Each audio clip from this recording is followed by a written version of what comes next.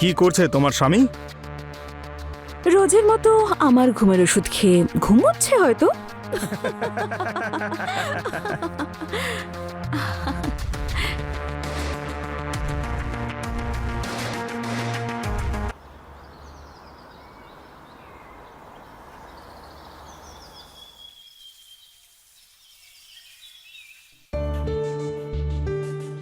দিদি, আয় না ভিতরে। ওখানে দাঁড়িয়ে আছিস কেন? আয়।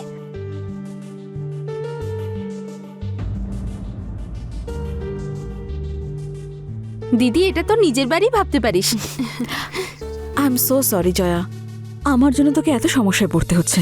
দিদি, তুই সরি বলছিস কেন? বাবা বলেছে আমাকে তুই কতটা কষ্টে আছিস, তাই আমি ভাবলাম তোকে এখানেই নিয়ে আসি, যাতে তোর মনটা ভালো থাকে। আমি জানি যেদিন থেকে ও তোকে ঠকিয়ে চলে গেছে তুই ভেঙে পড়েছিস। যাকে সেসব কথা ছাড় আর এনজয় কর। আরে বিরাট, রীতাদি, তুমি তো ওকে চেনোই, বলো। হাই, কেমন আছো? ঠিক আছে। জয়া, আমি অফিসের জন্য বেরোচ্ছি। আমার আসতে একটু দেরি হবে। কোম্পানিতে ট্রান্সপোর্টের কিছু ইস্যু হচ্ছে, সলভ করতে করতে আমার সারাটা দিন চলে যাবে। Take care. হ্যাঁ, বাই। দিদি, আয় না।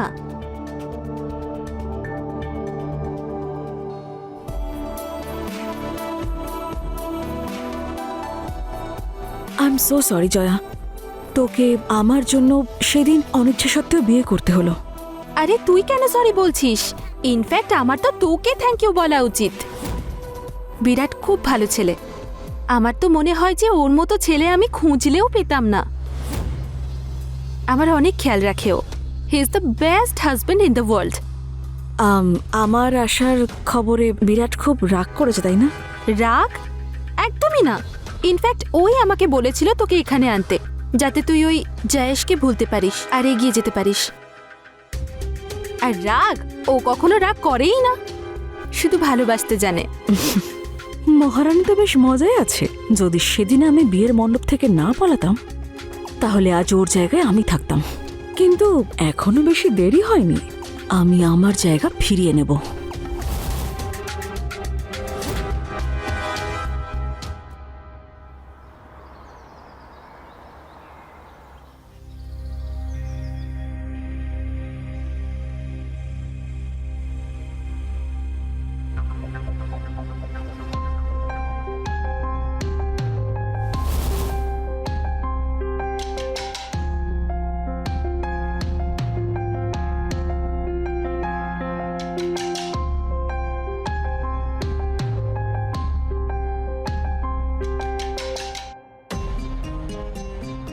আরে বিরাট,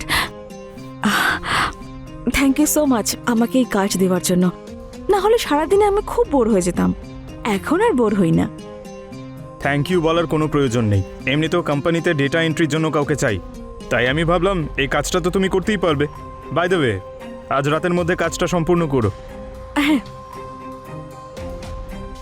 দিদি, বাবা ফোন করেছিল, বলছিল শরীরটা ভালো নেই, আমাদের তাড়াতাড়ি বেরোতে হবে। আমিও দেখা করতে চাই, কিন্তু আমাকে এই কাজটাও শেষ করতে হবে। দেখো, এই কাজটা খুবই ইম্পর্ট্যান্ট। ল্যাপটপ সঙ্গে নিয়ে যাও আর কাজটা সম্পূর্ণ করো। বিরাট, যাওয়া আসা করতে আমার 5 ঘন্টা লেগে যাবে, আর পথে ইন্টারনেটও থাকবে না। কি করে হবে? আমার দ্বারা হবে না এই কাজ। দিদি, তুই এক কাজ কর, তুই এখানেই থেকে যা, আমি চলে যাচ্ছি। তুই কাজ শেষ করে চলে আসিস, ঠিক আছে? ঠিক আছে, তুই সামলে নিবি তো? সব সামলে নেব দিদি, ডোন্ট ওয়ারি। ঠিক আছে। ওকে, বাই।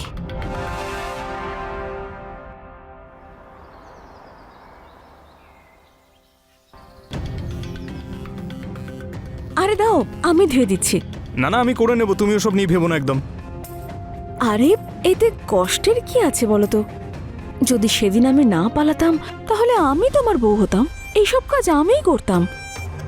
কিন্তু এই সব সুখ আমি জয়াকে দিয়ে দিয়েছি। যাই হোক, কোন ব্যাপার না, দাও আমি ধুয়ে দিচ্ছি।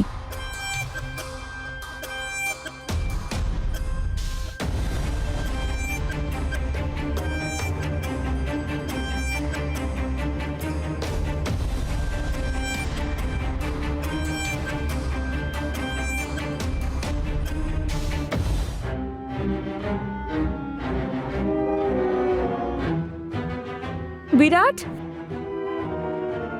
বিরাট, হ্যাঁ, একটু কিচেনে এসো তো।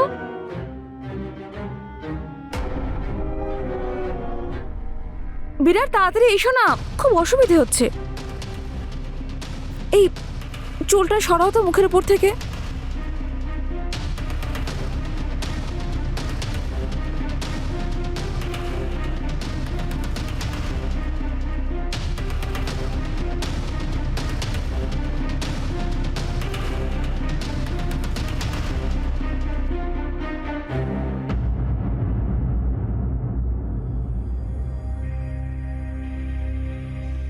সেদিন যদি আমি তোমাকে ছেড়ে না যেতাম, তাহলে আমি তোমার বউ হতাম। তোমাকে আমি জয়ার থেকেও বেশি ভালোবাসতাম। চাইলে পরখ করে দেখো।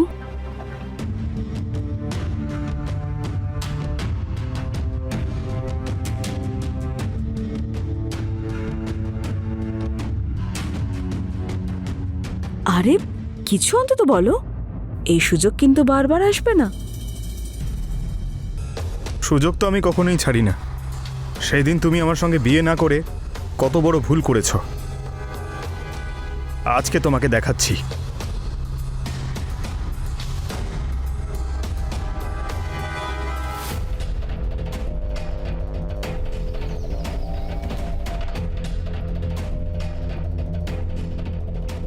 আরে থামো বিরাট, কি করছো? আস্তে।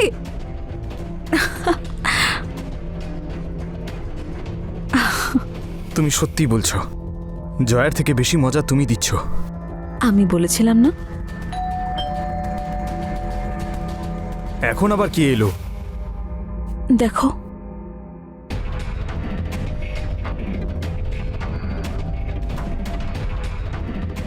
জয়া এসেছে। হ্যাঁ, তো কি দরজা খোলো। তুমি গিয়ে খোলো।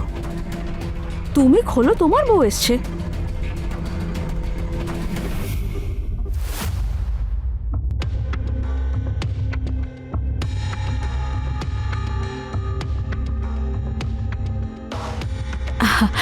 আরে জয়া, তোর দুদিন পরে আসার কথা ছিল না?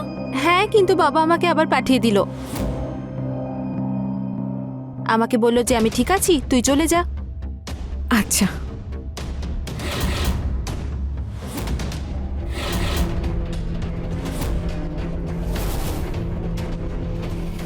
তোমার গলায় এটা কিসের দাগ?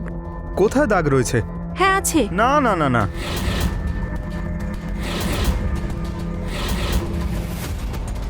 আরে ওটা সস লেগে গেছে এখানে। সস? হ্যাঁ, আরে ও কি করে খায় তুই তো জানিসই। রীতা ঠিকই বলছে, বুঝতেই পারি না, অফিসের কাজে ব্যস্ত ছিলাম, কখন যে দাগ লেগে গেছে বুঝতেই পারিনি।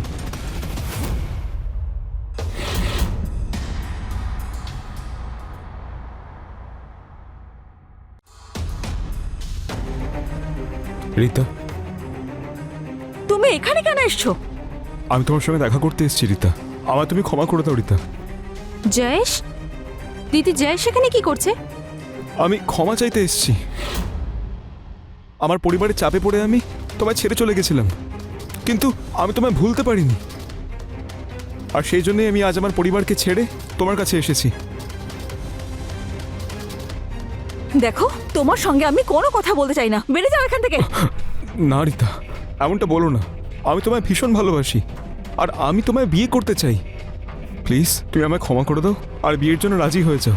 ও যদি ওর ভুল বুঝতে পারে তাহলে তোমার ওকে ক্ষমা করে দেওয়া উচিত আর ওর সঙ্গে বিয়ে করে নেওয়া উচিত। হ্যাঁ দিদি, এটাই ঠিক হবে। আর এমনিতেও এটা আমি খুব ভেবেচিন্তেই বলেছি। এমনিতেও তো জয়েশের কাছে নিজের বাড়ি নেই, আর আমি আমার রুমটা রেন্টে দেবো ভাবছিলাম, তাহলে তোমরা ওখানে কদিন থেকে যেও। আচ্ছা, জয়েশকে বিয়ে করলে ওর সন্দেহটা দূর হয়ে যাবে, আর আমি বিরাটের কাছাকাছিও থাকতে পারবো। ভালোই প্ল্যানটা।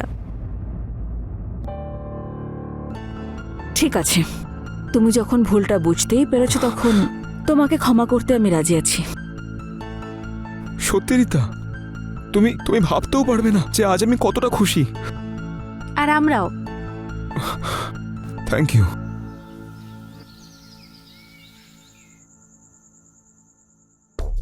তুমি সত্যি জানো না রীতা, যে আজ আমি কতটা খুশি। আমিও। বিরাট কিন্তু আমাদের অনেক সাহায্য করেছে বলো। হ্যাঁ খুব ভালো মনের মানুষও। হ্যাঁ। আচ্ছা শোনো, এই যে তোমার জন্য দুধ নিয়ে এসেছি আমি। বিয়ের প্রথম রাত থেকে তো তুমি আমার ভীষণ যত্ন করছো। আর ওদিকে দেখো আমার বাড়ির লোক, যে তোমার সঙ্গে আমার বিয়েতে রাজি হচ্ছিল না, এখন আফসোস করবে ওরা।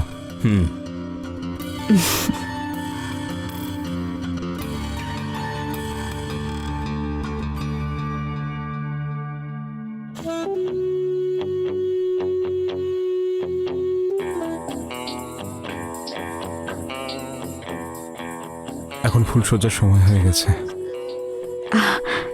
আজকে নয়, আজ আমি খুব ক্লান্ত। কাল। ঠিক আছে সোনা, আমি তোমার উপর কোনো রকম কোনো জোর করব না। Good night. Good night.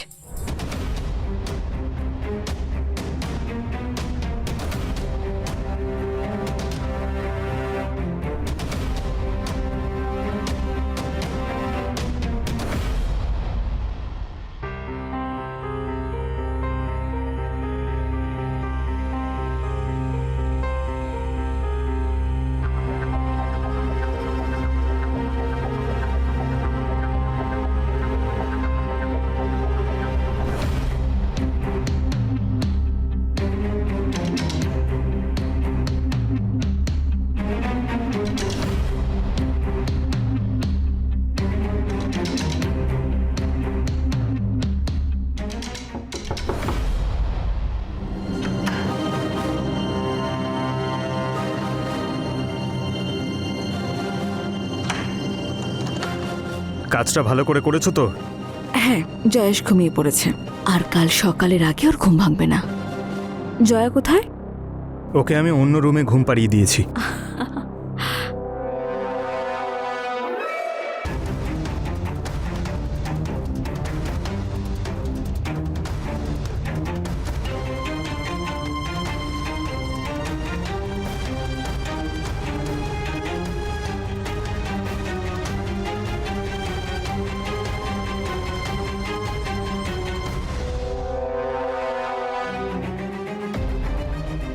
কি হয়েছে জামাইবাবু? তুমি কি নিয়ে এত চিন্তা করছো? আর কি কথা বলতে এসেছো? কি করে বলবো, কি করে বলি তোমাকে? তুমি আমার শালী না হলে অবশ্যই বলতাম। কোনো ব্যাপার না জামাইবাবু, তুমি আমাকে তোমার বন্ধুই ভাবতে পারো, আর নিজের মনের কথা আমাকে বলতে পারো। জয়া, আমার আর রিতার বিয়ে হয়েছে প্রায় 1 মাস হয়ে গেছে, কিন্তু আমাদের মধ্যে এখনো স্বামী স্ত্রীর মতো কোনো সম্পর্ক তৈরি হয়নি। কি?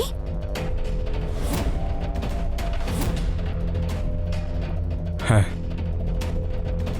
হতে পারে জামাইবাবু, দিদির মনটা হয়তো ভালো নেই। না জয়া, সেটা সমস্যা নয়। আমি রিতার আলমারিতে একটা ফাইল পেয়েছি। রিতা প্রেগনেন্ট। কি? হ্যাঁ, আমাদের মধ্যে কোনো সম্পর্ক তৈরি হয়নি, আরও প্রেগনেন্ট হয়ে গেল। তার মানে হলো যে প্রেগনেন্ট? তুমি চিন্তা করো না, আমি দিদির সঙ্গে একবার কথা বলে দেখছি। না না জয়া, হয়তো আমার মধ্যে কোনো সমস্যা রয়েছে। আমার অনেক সময় খুব ইচ্ছে করে যে আমিও বিরাটের মতো স্বামী হওয়ার সুখ পাই। হয়তো এই সুখটা হয়তো আমার ভাগ্যে নেই। তুমি এমনটা কেন মনে করছো জামাইবাবু? আমি তো আছি তোমার পাশে।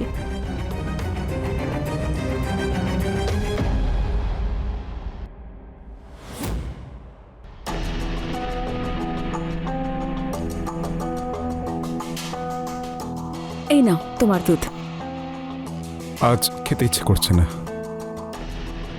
কেন দুধ খেতে ইচ্ছে করছে না কেন? স্বাস্থ্যের পক্ষে খুব ভালো এটা, নাও খাও। আর তোমার স্বাস্থ্যের খেয়াল আমি রাখবো না তো কে রাখবে? জানি না কেন, কিন্তু যবে থেকে দুধ খাচ্ছি খুব ঘুম পায় আমার। কি বাচ্চাদের মতো বাহানা করছো? খাও দুধ। আমি ওয়াশরুমে যাচ্ছি, আমি কিন্তু গ্লাস খালি দেখতে চাই ফিরে এসে।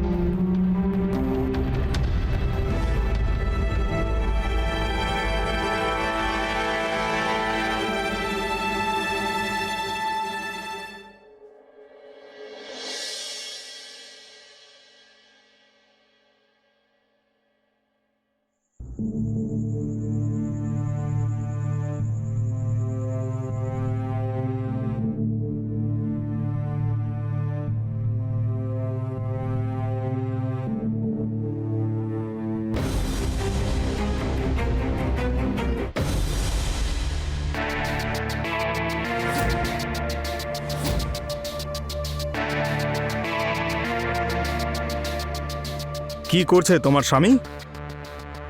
রোজের মতো আমার ঘুমের ওষুধ খেয়ে ঘুমোচ্ছে হয়তো।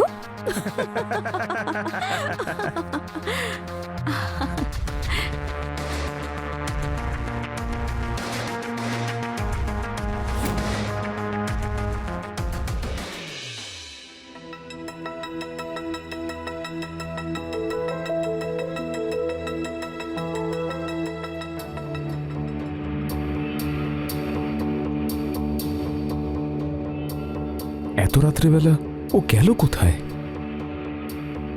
একবার দেখে আসি।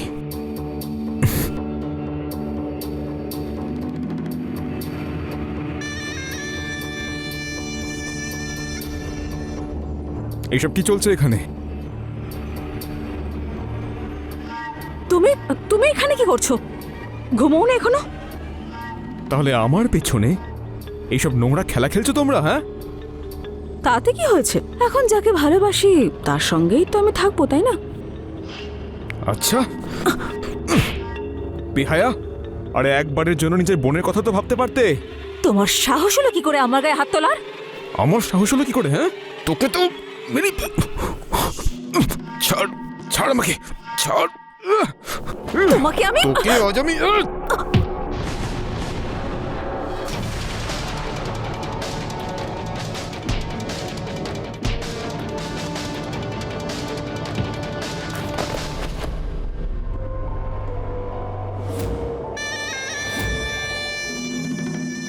নিতা, নিতা,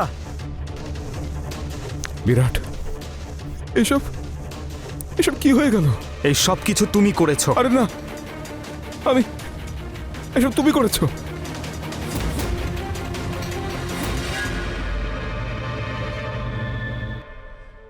অবৈধভাবে তৈরি করা সম্পর্কে কেউ কোনোদিনও সুখী হয় না, বরং সবথেকে বেশি কষ্টই পাওয়া যায়। রীতা ওর বোনের সম্পর্ককে নষ্ট করার জন্য যে খেলাটা খেললো, যে খেলাটা পাল্টে গিয়ে ওরই ক্ষতি হয়ে গেল, আর বেচারিকে নিজের প্রাণটাই দিয়ে দিতে হলো। বিরাট আর রীতা নিজেদের সম্পর্কটাকে অবৈধভাবে চালিয়ে যাচ্ছিল, আর তার মূল্য চোকাচ্ছিল জয়া আর জয়েশ। যেটা হয়েছে সেটাকে পাল্টানো যেত না, কিন্তু হওয়া থেকে আটকানো অবশ্যই যেত। এই চিন্তা রেখেই সমাজকে আরো সুন্দর করে গড়ে তোলার কর্তব্য পালন করতে হবে। আমি রানী এখন আপনাদের থেকে বিদায় নিচ্ছি। খুব তাড়াতাড়ি আবার দেখা হবে ক্রাইম চক্রের একটা নতুন এপিসোডে, একটা নতুন ঘটনার সঙ্গে। সতর্ক থাকুন, সুরক্ষিত থাকুন। জয় হিন্দ।